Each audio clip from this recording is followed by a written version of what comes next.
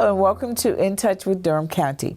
I'm Deborah Craig-Ray, General Manager of Strategic Planning and Innovation. Joining me is our co-host, Wendy Jacobs, Chair of the Board of County Commissioners. Thank you, Deborah. We use this show to share vital information about the wonderful programs and services provided by Durham County Government. Can you imagine working at the same place for 47 years? Well, General Manager Public Health Director Gayle Harris has worked for Durham County since she graduated from college. Gayle retires later this month, and we simply could not let her go without hearing her reflections on such an important, magnificent career.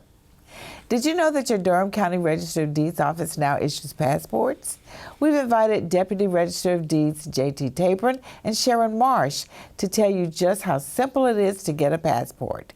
We have a great deal to discuss on this show, so let's get going, Chair Jacobs. Thank you, Deborah. Gayle, I cannot imagine what the Durham County Public Health Department is going to be without you. I mean, you are virtually, I think, for so many people, synonymous with our health department. So I'm assuming that you're not going to be changing your mind about retiring after almost 49 years when you add in your vacation and sick days. Isn't that right? It only adds in sick leave. Okay, sick leave. Sick okay, leave. Just sick leave. Yeah. So basically a half a century. Right. Yeah. And I'm a Durham native. I have lived here my entire life. And so it's just been such an honor to be a part of some amazing things that have happened over those 47 or 49 years. The health department will be fine because there's some magnificent people working there. I tell them I'm the bus driver. They're the people who make things happen. And but no, there's no turning back at this juncture. So I know you have a lot of wonderful things already planned for your well-deserved retirement. So let's, beginning at the beginning, did you always know that you wanted to pursue a career in health? I did. My father and my brother, who is older than I am, we go back and forth on that, but he is older than I am, tell me that my grandmother's public health nurse was somebody that I admired when I was like 3 or 4. And I remember Miss Pearl. She had blue hair and wore the coolest pinstripe uniform and seemed to have a connection with my family. And they said that I wanted to be a public health nurse. And so I guess they spoke it into existence. Wow. So I also understand that you have made history besides being part of our public health department for so many decades, but as one of the first African American nurses to graduate from the program at Duke. And there is a wonderful picture of you wearing your uniform from a few years ago, so you were certainly a pioneer in many ways. Yes, I entered the School of Nursing at Duke in 1968, in the fall of 68, while the rest of the campus was integrated like maybe about 5 years before. The School of Nursing was a little slow to move forward. The first African American student was accepted in the class of 67. Donna Allen, and she was assigned as my big sister when I was accepted. But in my class, there were 2 of us, Gayle Bridges, which was me, and Juliet Crenell, so like ABC. I don't know if that had to do anything with their selection process, but yes, there were 3 of us by the time, and by the time the class of 68 was, it was class of 72. We entered in 68. Yeah, wow. And that was an experience. That must have been. Yes. Yeah, so two African American students out of how many altogether then? In that class? Yeah, I would say maybe 50 or 60 or so. Wow. Yeah. Wow, so you were a pioneer in that regard for sure. So tell us about your first job at Durham County, and please tell us about those early years and what kind of things that you were doing in the community at that time? Let's see. I started right out of college, so that was in 1972, as a public health nurse 1. I was making $6,250 a year, and screamed when I found out they took retirement out, because I wasn't planning to retire. But now I'm really glad they were smart. But I was in a generalized nursing program, and it wasn't too long before I started where black people visited black people. The black nurses were assigned to visit black people in the community, and white people visited white people in the community. And so when I started, things were, you were assigned to an area. And I had Holloway Street out to Wake Forest Highway. There was a point in my area that I visited somebody. They said, "Are you from Durham?" And I said, "Where am I?" And where Granville and Durham and Wake come together. So it was, I did everything. We did clinics, schools, home visits, and we did home health. Medicare was sort of coming into being really popular by the time I started to work, but we did health guidance, just visited people just to see how things were, well baby checks. Wow. I would go into some neighborhoods that were really challenging, but people always looked out for the nurse, regardless of what was happening on the sidewalks. I said, "That's the nurse, let the nurse in," and they were always welcoming. And to go into someone's home to be able to help them move forward was a real honor. You can't, the nurse is not in control. The people have to let you know what they're willing to do and the changes they're willing to make. And so being that link between the hospital and what was happening at home was really a wonderful experience. Wow. Well, of course, you saw a lot, but ironically, that whole model is really, we're going back to that now, right? Yes. Community health nurses. Yeah, those community paramedics are doing exactly what the nurses used to do. Yeah. So what would you say would be some of your greatest challenges in your career? And I know I heard you recently talk about just the transformative changes that have taken place in the whole treatment of AIDS and HIV. Talk about that. Yeah. Well, at any time, the challenges were always having enough resources, because there were so many inequities that people were facing, and we weren't having those kinds of conversations around health equity or racial equity. We were just trying to put things together to make it work and hope that people could see their way out of some of the situations. So there was always resources for the individuals as well as for service delivery. You got pulled into different places. If the clinics were short, I had to drop what I was doing and go work in clinic, and so that meant something else went lacking for a period of time. But in talking about the AIDS epidemic, I can remember sitting in a home where this man was literally dying, and he knew he was dying because that was shortly after the whole AIDS epidemic started, and they found a name for it. And I was petrified because we didn't have personal protective equipment back then other than gloves and maybe a surgical mask. And I was sitting there trying to discuss what the treatment protocol was to be with him. And I'm thinking quietly to myself, and I don't know how this is transmitted, and I don't know if I'm going to be impacted by it.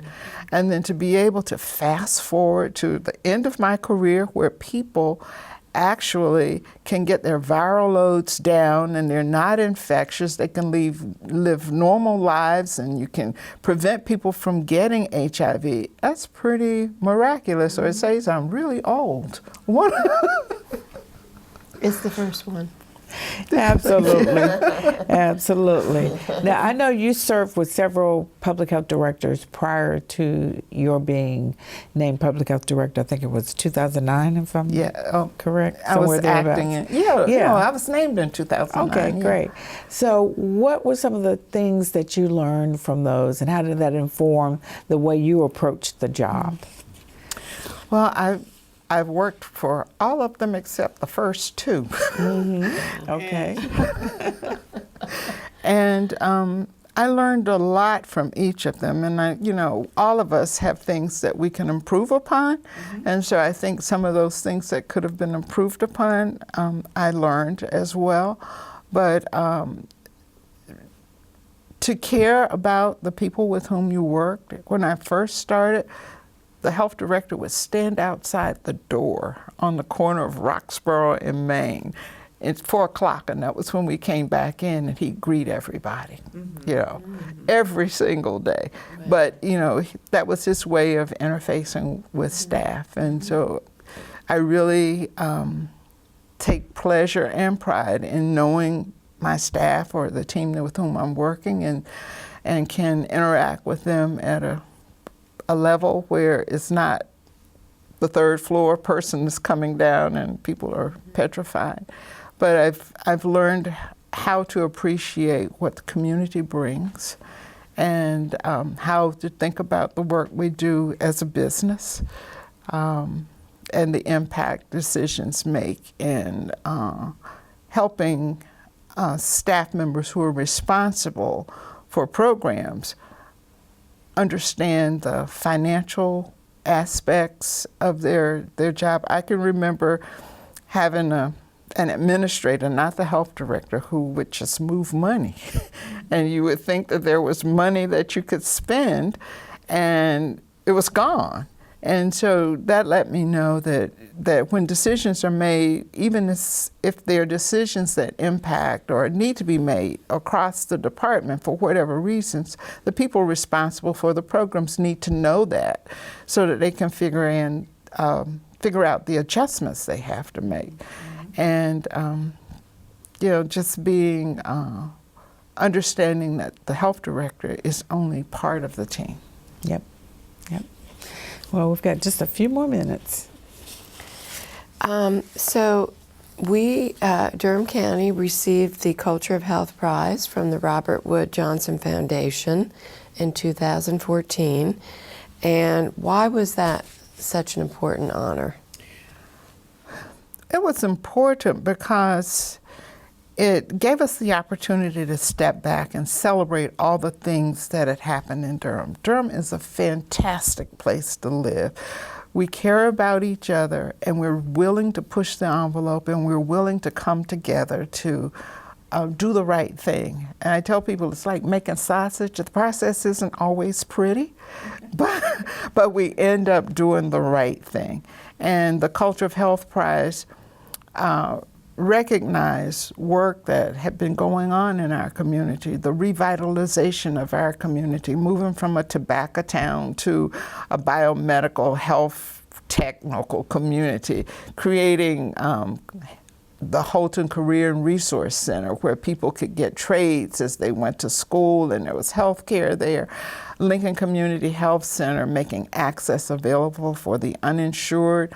Project Access, doing the specialty care where people donated services and the county supported with financial help to support the work that needed to be done, and East Durham's Children's Initiative. So there's so many things that we were able to highlight, and it took a new person coming to our staff to say, hey guys, we really ought to do this. Sometimes we're so close to the work and we take things for granted. And she said, let's put in this application. And so it's something for the whole community to celebrate. Outstanding, yes. Yeah. Well, that was a great honor, and I know that you have also been honored as the Alumni of the Year by both UNC Public Health and Duke University Nursing as well. And I'm sure that you're proud of those. Yeah.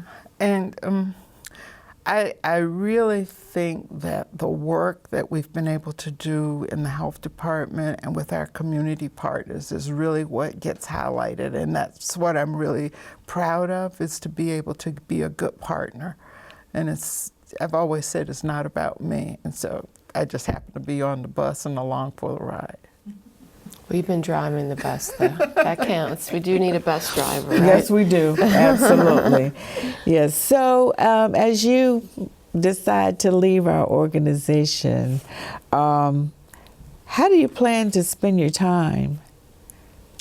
Are you going to work some more, or are you going to let it go? Well, I've worked hard. Now it's time for me to play hard and spend time with family.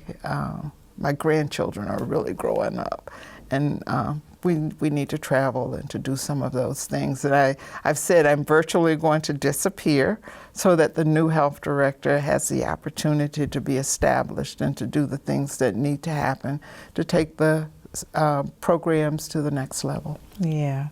Well, we just want to thank you so much for just an amazing, outstanding career and all you have done in our community. And we are personally going to miss you because, you've just been a part of Durham for so long. And I'm just real pleased that we've had the opportunity to work with you in all these years. And so the best to you. Well, thank you so much. And, I have been really blessed to be able to be in a place for 47 years and to still enjoy the work and to still think very positively about what can happen in the future. Excellent, excellent. Well, we're going to take a quick break, and when we return, we'll discuss the new service provided by our Register of Deeds office, applying for passports. Stay with us.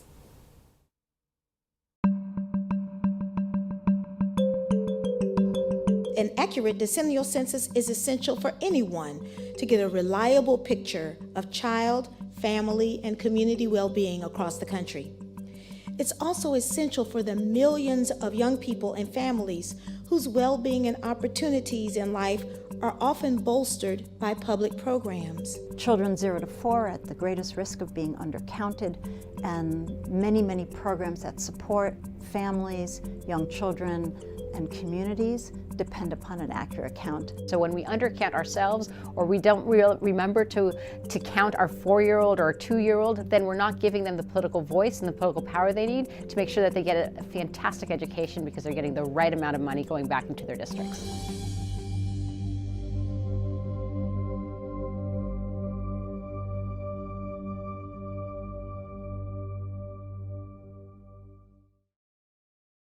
Welcome back. J.T. Tabron and Sharon Marsh are with us today from Durham County Register of Deeds. Chair Jacobs, let's continue our show. Thank you both for joining us. The mission of the Register of Deeds is to act as the legal custodian of all land titles and land transaction documents in Durham. But assisting citizens with passports is something very new. And can you tell us a little bit about what made the Register of Deeds want to take on this new service? I'll take this one. Okay. Yeah, so the Register and our staff always try and keep in mind innovation. And one of the things that we noticed just looking across the state is that there were a few other Register of Deeds offices that had begun processing passport applications. So we decided to look into it. And what we found was that it was a program that we could implement for minimal cost, and that would be of great benefit to the customers that we serve. So we reached out to the State Department, got our certifications in place, trained our staff, and as of June 1st of this year, we processed our initial passport application for the State Department. Wow. So what kind of, what was that process like, and is there a lot of training involved to prepare for this?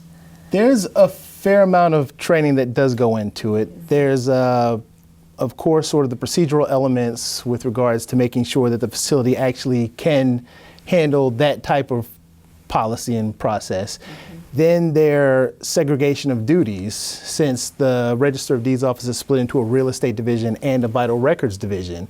Nobody that processes vital records is able to process any passports. So all of the passport application process is handled on the real estate side.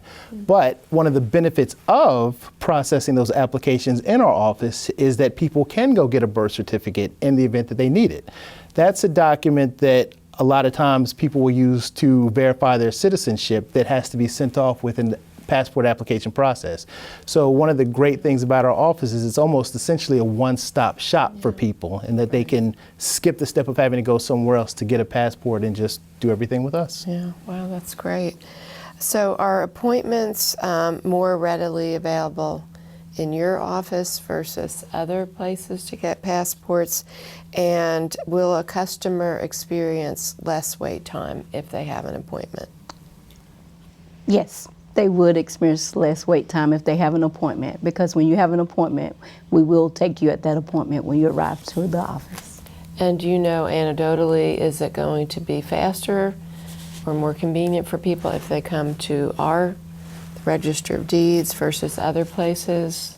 Well, anecdotally, there are a few other passport acceptance facilities in the near vicinity, and they do a great job with regards to how they handle their process. We have had people who have decided to come to the Register of Deeds office just based on information they've received from friends and relatives or fans, or just based on some of these other facilities' operations have maybe had to move an appointment around just due to the nature of their work. So they can come to us, and usually you can call and get an appointment with us within the next 24 to 48 hours Wow. after you call. So That's we get people in fantastic. pretty quick and get them out, and we have had pretty good success so far. That's terrific. I actually had an experience of waiting for a very long time in the past to get a passport appointment, so that's terrific. So is the walk-in appointment available? If you walk in and we don't have anybody on the books at that moment, then yes, we'll go ahead and try to fit you in and take care of you, and versus having you to come back. Oh, well, that's great news. And so how long does it typically take to get a passport? To get a passport, if you just get a passport, it's 6 to 8 weeks. If you expedite it, you can get it in 2 to 4 weeks. And one of the things we do encourage people, though, is to check with the State Department's website, because throughout the year and based on their volume, that processing time can fluctuate. So they do have a link on their portal that will give real-time updates as to how long it will actually take for that to happen. And people are welcome to give us a call, and we can let them know that information as well. Yeah, that's great. So do you just accept new applications, or are you also able to do renewals?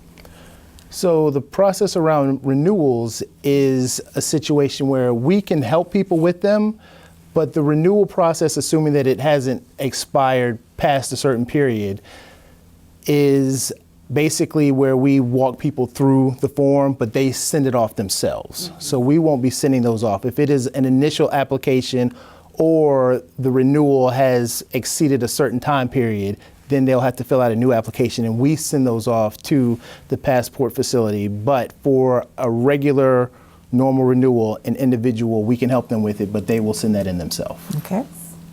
So for our residents out there who would like to get a passport, what are the things that people need to bring with them? What kinds of ID, or what are the requirements for the appointment? You would need to bring in your birth certificate, your picture ID, because you have to show that your naturalization. So that's why you have to either bring in naturalization papers or either bring in a birth certificate and your picture ID, which would be like your driver license. And then some cases you may have to bring in like your marriage license if you had recently got married, to show that your name changed. It just depends on the situation, but normally when you call in to make your appointment, we will ask a few questions to make sure you bring in the items that's required at the time of doing your application, because at the time of the application, you would need to have your fees ready to pay, because part of the money goes to the U.S. Department of State. So that needs to be made out to them. So I guess that begs the next question, which is, how much does it cost to get a passport, and what kind of payments are accepted? And also, we want to make sure we get the phone number Yes. and the information about where people can make an appointment and Okay. Yeah. So the fees for an adult passport is $110, and for a minor is $80. That's for the passport book. If you get the passport card, it's $30 for the adult and $15 for the minor. If you want to expedite, then it's an additional $60 to expedite it. If you would like to get it overnight sent to the U.S. Department, then it's an additional $25.50. If you want it overnight back to you from the U.S. Department, then you'll pay a $16.48 fee to them to express mail it back to you. So the fees can kind of add up if you decide to expedite and get it back quicker. But a lot of people do that because they want to get it back to make their trip. So in other words, if you want to save money, plan in advance. And what forms of payment are accepted? The money that goes to the U.S. Department of State has to be a check or money order, and the money that comes to the Register of Deeds is cash. Okay. And how can people where would people make an appointment and to do that? You want to do it? Or how would they make an Doing appointment? very well. Yeah. You can call the Register of Deeds at 919-560-0480, and we would be glad to set up an appointment with you at whenever you like to come in. And what are you hearing from people right now about their satisfaction with the process at the Register of Deeds? Yeah, so far we've heard nothing but good things. I think that what can happen is when people are dealing with federal forms or the federal government, they can be a little bit apprehensive. And so one of the things that we've tried to do is make an environment that's as comfortable as possible, first off, and then just continue to offer exceptional customer service and spending as much time with individuals as they need to understand the forms, letting them know which forms they actually need, what ID is required, and as Ms. Marsh was saying, a lot of that's done on the front end so that people make sure they bring what it is that they need, because we have a lot of people who are internationals who have been naturalized or people with complicated situations, and there's nothing worse than going to, especially a government facility, be it local, federal, state, going to a facility and finding that you don't have what you need after you've taken a day off work or you've brought your kids in and you have to go and get these things and come back. So we really make an effort to help people as much as we can by offering that additional level of customer service. So do you take the photos at your office? We do. We do. We'll take the photo for you, and if we take the photo, it's $15. But we Okay. do. Very good, very good. Now, are there other Register of Deeds across the state that provide this service?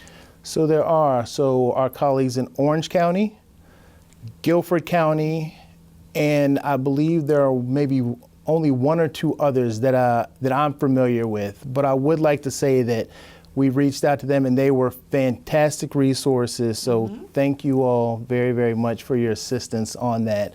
But they helped us get a better understanding of what it would look like in a county shop, and we've been able to go from there from strength to strength. Outstanding. Well, we're about out of time. So how can people get more information about applying? Is there some information on your website?